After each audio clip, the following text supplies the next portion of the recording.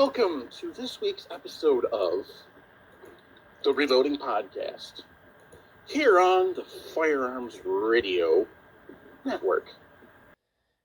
Hey guys, as most of you know, I run a Dillon 1050.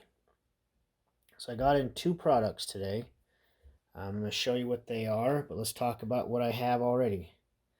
So the 1050 it has a hopper, case feed hopper. The cases come down this tube right here into this plunger system. This is what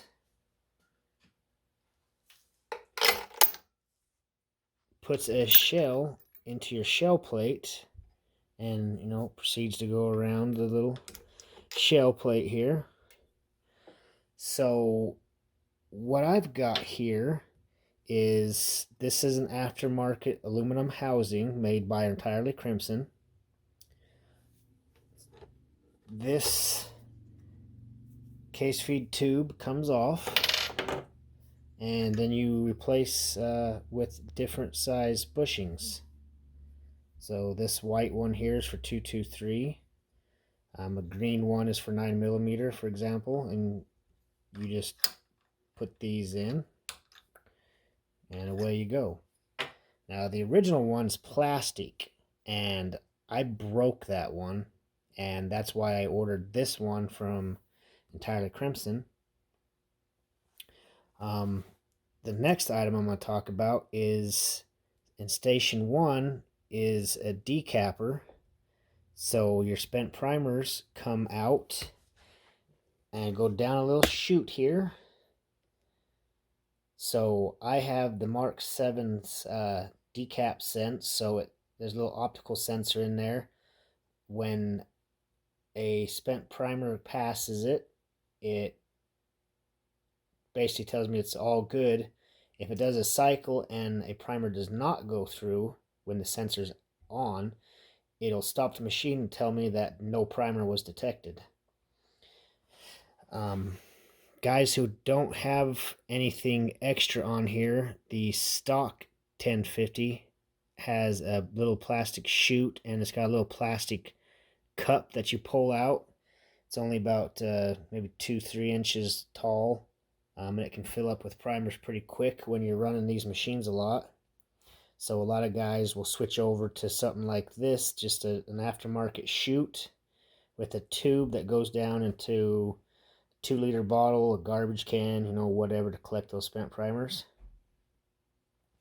So what I'm going to do is I'm going to remove this, and I have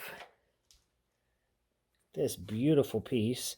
Sorry, my hands are all carbon dirty. I just got back from the range. But this is a beautiful little piece made from Entirely Crimson. You can see just how elegant this thing is. So it's going to go right there in place of that. So we'll just remove that tube there. Grab an Allen key.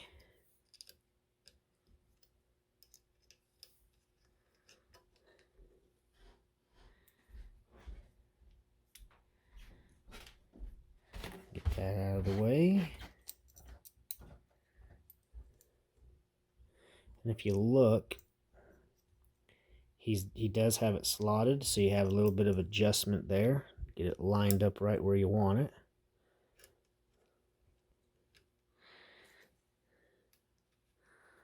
So put that on right.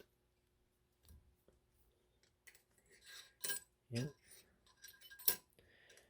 Directly under that hole.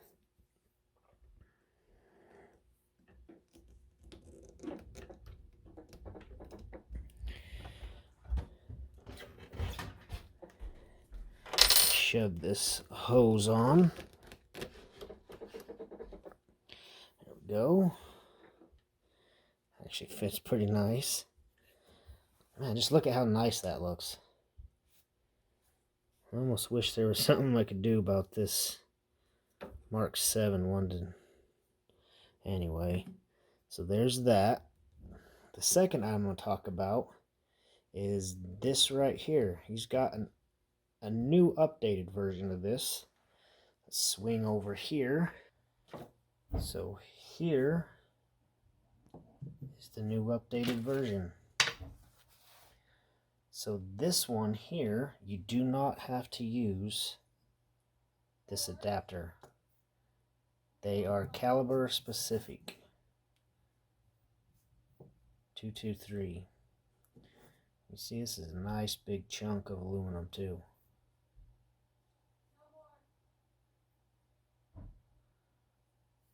So it comes with caliber specific plate here and longer screws. So let's take off the old one, put this new one on. So all you do is remove these two Allen head cap screws.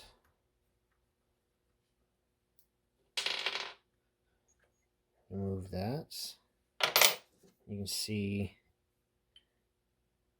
the difference in these two. How much more material you get with this one.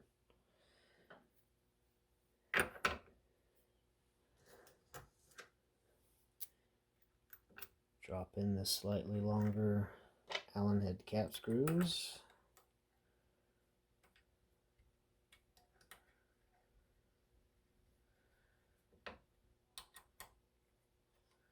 Snug them down. Let's see if this, yep, fits perfectly.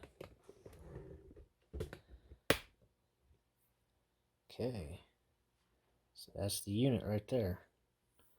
So let's fill this up and run some and see what happens.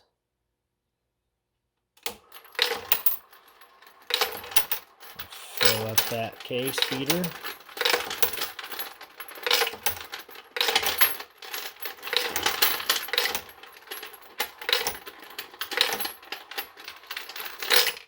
I'm getting ready to load up some of my 3-gun ammo, 223 obviously, 75 grain boat tail hollow point.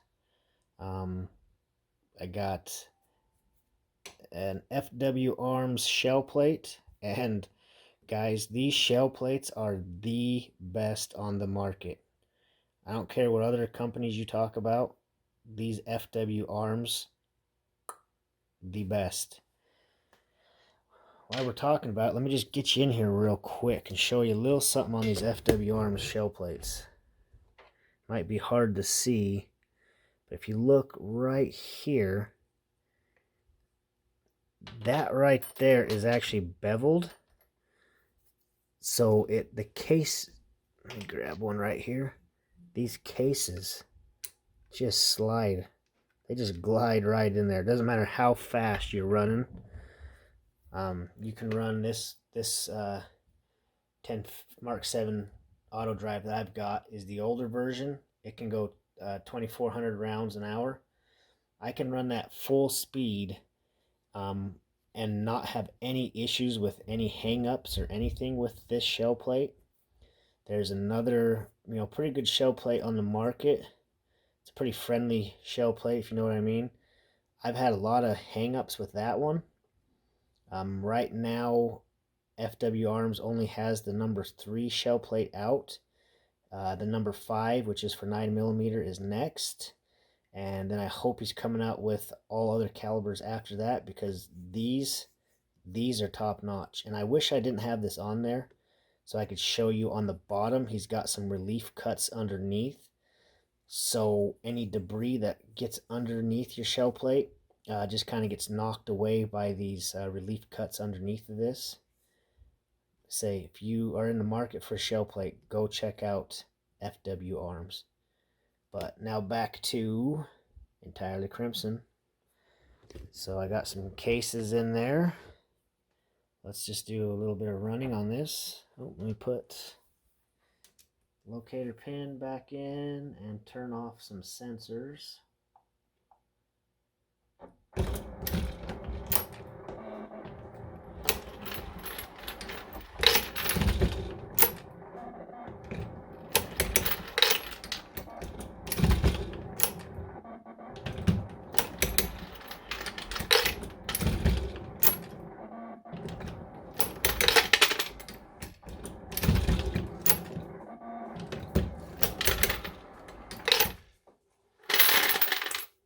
Okay.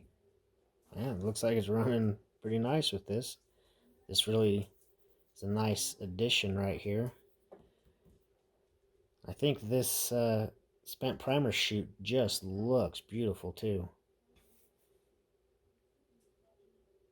Yeah. So if you guys are in the market for any of these items, go to entirelycrimson.com, pick up one of these case feeder adapters, and definitely pick up one of these beautiful spent primer chutes. I don't know what the final price is on these, but I can tell you guys that they are way less than they should be. He needs to raise the prices on these just because of how nice they are, but if you go over there, I know you're going to be surprised at how inexpensive these are. And you can see these are, in my opinion, the nicest looking pieces on the market. So, bye.